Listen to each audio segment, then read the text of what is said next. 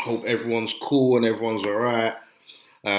First of all, I want to take the chance to say thank you to everyone who's been liking, subscribing, um, following, and commenting on the Twitter and the YouTube page. And I really appreciate it.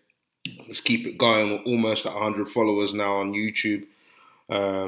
Almost on 200 on Twitter, I believe. So yeah, let's just keep that going.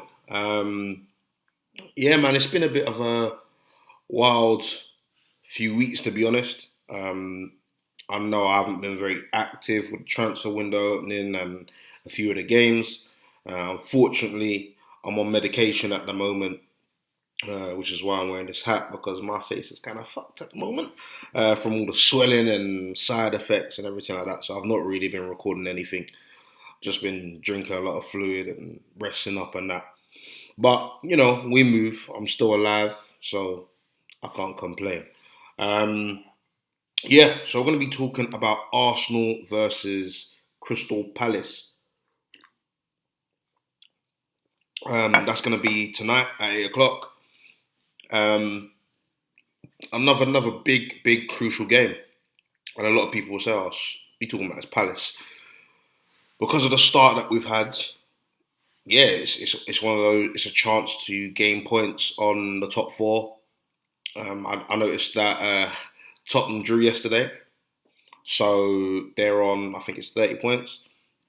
We win this, we're then 4 points behind Tottenham.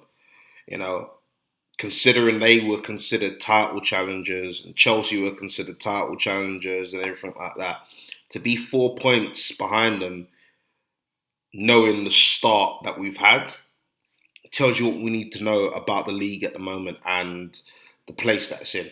Very competitive, very inconsistent. Teams are dropping points left, right, and centre. Whether it's because of you know, the break that we didn't have during COVID, I think that's a contributing factor. Injuries are also playing a part, especially for the likes of people like Liverpool. But ultimately, these guys are professionals, so that's what's up being asked of them. So they're going to have to perform. So there's no excuses for Arsenal not to win this game. We're on a four game winning streak. Starting off with Chelsea, then Brighton, Newcastle was our last game, and the game before that it was before West Brom. So yeah, we're on a four winning streak. Obviously, Newcastle was the FA Cup, and it took us extra time. But having said that, it wasn't our first team. So we're going to expect a lot better of them against Crystal Palace. We've got some key members who I've heard are back into the squad. Um, Thomas Partey, been back in full training. I've been watching him on the Arsenal website. He seems to be back. Gabriel is back in defence. He has been back in full training this week, so I expect to see him back. And also, as you might have seen, Martinelli picked up an injury while warming up against Newcastle, and it was feared that it would be a long-term injury. It's now come out that he's back in full training.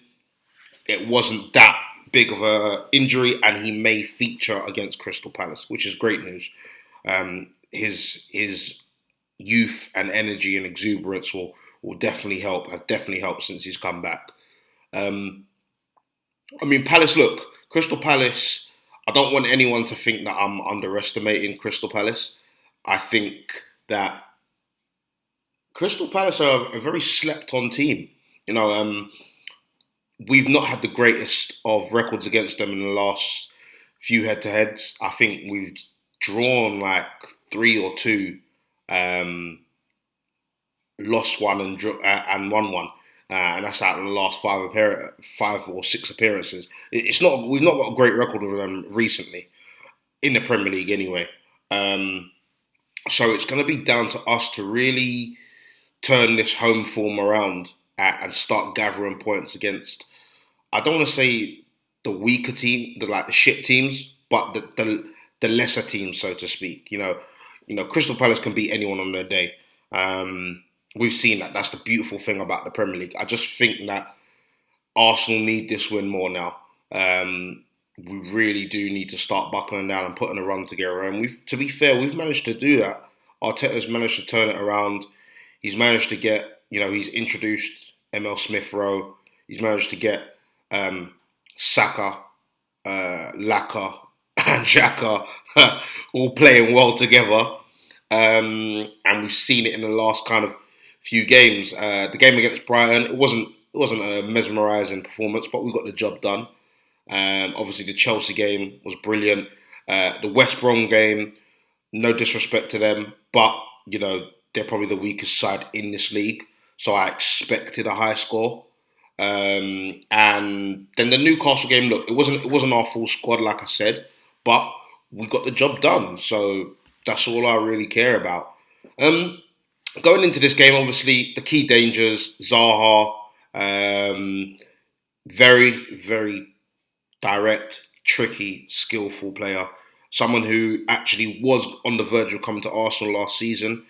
There was a interview that he done and said that, look, he spoke to Unai Emery. Unai Emery said, yep, you're the player that I want. And the club turned around and chose Pepe instead.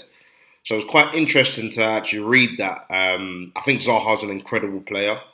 I think that he is someone who Arsenal, I wouldn't turn him down. But I would kind of question where would he fit into the team? Who would he play over? Would he play over Saka? I mean, because I wouldn't. Would you play over Gabriel Martinelli? I wouldn't. And would he play over someone like Lacazette or Aubameyang? Again, I wouldn't. I think that he would definitely be, I'm not going to say a backup. He would obviously be fighting for his place. But I wouldn't want to stunt the growth of someone like a Saka, someone like a Martinelli, even someone like a Smith Rowe in case they decide, all right, well, we'll shift someone else there so that Zaha can get on, like maybe putting Saka cam or something. So I think that that's a very, very important point when considering transfer targets. And Zaha, I think the boat's just kind of sailed on that one. Who knows? I might be wrong. We might sell Pepe or someone and get him in. I don't know. We'll have to wait and see. But he's definitely a danger. And also, I believe his name's Eze. Watched him a lot last season, actually, with QPR. And, yeah, baller. A lot of respect for him. Again, someone who can go on one of those magical runs, make things happen. Having said that, our defence has been pretty solid at the moment. And the introduction of Mari has been a massive, massive part of that. Now, Mari is one of those guys that when he first come to the club, I was thinking, for fuck's sake, another cheap option. But I tell you what, he's not put a foot wrong, if I'm being honest.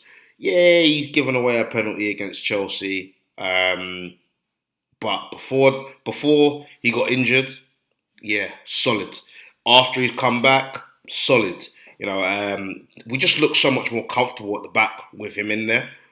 And, I was speaking to one of my pals, and he was saying, well, look, when Gabriel's back, then you've got a problem. And I think it was something that was said by Arteta a little bit earlier on in the season when he was asked about Mari and Gabriel playing together. And he said, well, we need to get the balance right. And I think what he was referring to were two left-footed players. Now, for me personally, I don't understand what the issue is. You use your best defenders. It's as simple as that. If they're both left-footed, then motherfucker, they're both left-footed. You're not going to change your strikers because both are right-footed. So why are you changing them if they're both left-footed? That don't make no sense to me. Gabriel and Mari would be a perfect combination for me. Gabriel's Brazilian. Mari has obviously been played in the Brazilian league for a while, so they've got that kind of chemistry. Language barrier is not a problem there. Tierney's firing. I'm still a bit iffy on Bellerin. I'm sorry. I just don't think that he's performing well, if I'm being honest. He's been okay, mediocre, but I wouldn't say that he stood out. I'm still wondering what Maitland-Niles has got to do to get a game in this team. Cedric for the last game, awful, fucking shocking, and for someone who I said would be knocking on the door, I was shocked and surprised and said, look, well, that's your chance gone because you ain't proved anything to me. If anything, you're worse than Bellerin. You're worse than what Bellerin's been performing at. So for me, it's between Niles and Bellerin now, and I don't know what Niles has got to do to get a look into this team. He's an England international now. This guy's not going to wait around. I don't care if he's been at Arsenal. You don't care if he's been at Arsenal since he's a youth, bro. Like, he needs to be playing week in, week out. Or at least be in with a shout. Not coming in the last 5 to 10 minutes. Like, that don't make no sense, man. So, yeah. Like, our defence, it's going to be a bit of a problem. Selection problem. Rob Holding, look. I know he's just been announced that he's got a new deal. I think it's till 2023 or 24. It's signed a new long-term deal. Look, I'm happy for the kid. I'm happy for him. Do I think that he's good enough to play for Arsenal? No, I'll be honest. I don't think he is. But has he performed okay in the last few games? Yeah, he has.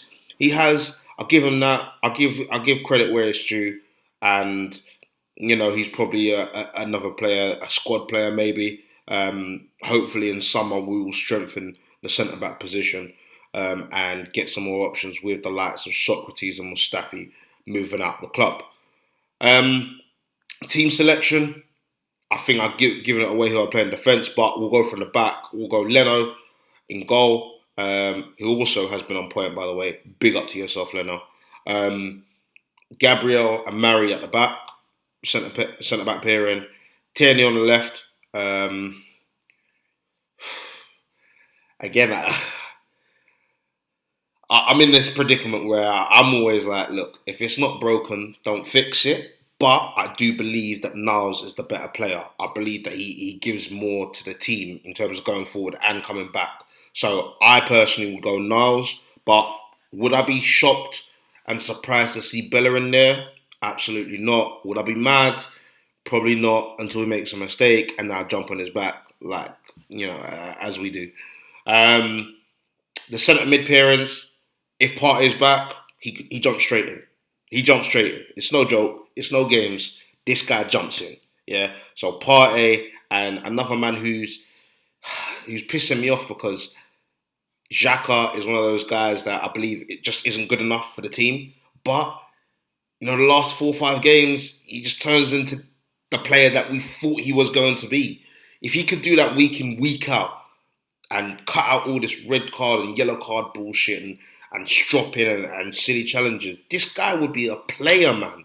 A player. But he's just too inconsistent again. But for now, Xhaka and Partey, that's probably our best combination. Cam, obviously. ESR, Emil Smith-Rowe. Big up to yourself, 19-year-old, basically carrying the team at the moment in terms of that number 10 role. Obviously, we know who is departing this month, apparently, Mesut. Good luck to him, by the way. I think it's wrong that he's not going to have a proper send-off, but we'll get into that in another video. On the left, I would go with Aubameyang. In the middle, I would go with Lacazette. And on the right, I'd go with Saka. Now, I know people will say, oh, what about Martinelli? The only thing with Martinelli is, the way he plays is very positive. It's very, based off chasing down.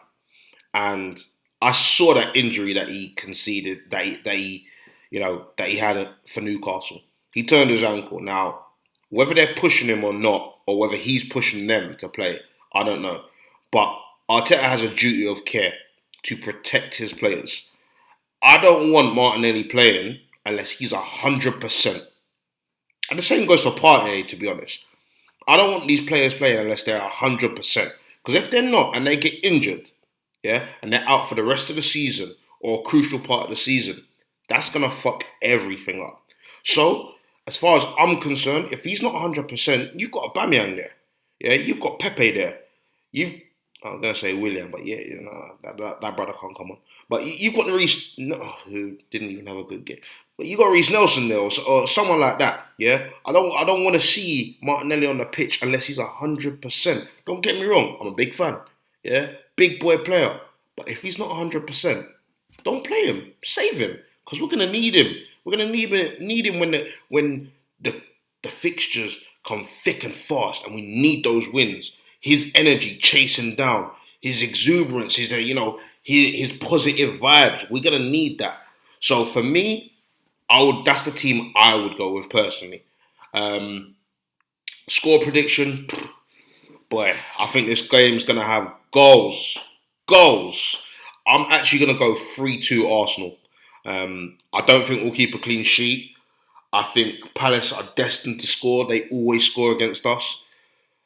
But I also think that Arsenal will have enough, especially the way that we're playing now with that number 10, introducing that number 10. Um, I think that we will have enough to beat them. Yeah, 3-2 or 4-2, one of those. I think Palace will get a couple goals, but I think we'll just outscore them, basically. Um, yeah, like I said, a crucial game. We need to win.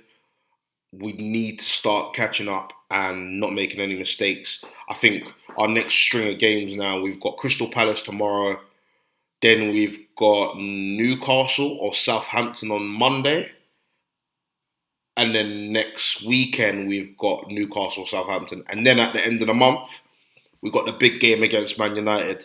Now that's going to be a crucial game. If I'm being honest with you, by that point, I will expect us to have won all of our games. I don't expect Arsenal to drop points. Not against Southampton, not against Crystal Palace, not against Newcastle. And people might say, bro, where's this confidence coming from? What are you talking about? This is the same team that's lost 8 games. Yeah, you're right. But we're on the up now. Yeah, we've got a structure, we've got a plan, we know what we're doing now. Yeah, and we've got key players coming back. So there's no excuses. There's no more excuses from Arteta. There's no more excuses from these players. We've got the quality to win those games that I just said. Man United is going to be a big test. If we can win all of our games up until that Man United game and then go into that game with knowing that we can shut them out like we did before, I think we'll be in a very, very good position. Come the end of January, I think we'll be in the top 6, top 8. That's personally my opinion. But we'll have to wait and see. Guys, that's it from me. Sorry the video is so long. I know it's been a while, like I said, so I'll just rub it in on. But like I said, I'm going to be back again at the weekend to kind of do a little catch up of the transfer kind of rumours and everything regarding Arsenal Football Club. I know I've missed out on a lot, so apologies for that. Like I said, I've been unwell, taking medication, so I haven't had the ability to record at current time. So yeah, guys, thank you again for watching. Please like, subscribe, share, comment. My Twitter, official Gooner2. So yeah, get at me on there. I'll put the link and description below. And yeah, guys, everyone, have a good weekend, have a good week, and most importantly, stay safe, obviously, during these unprecedented times with COVID-19. I hope everyone stays safe, stay blessed, and stay healthy. Bless up.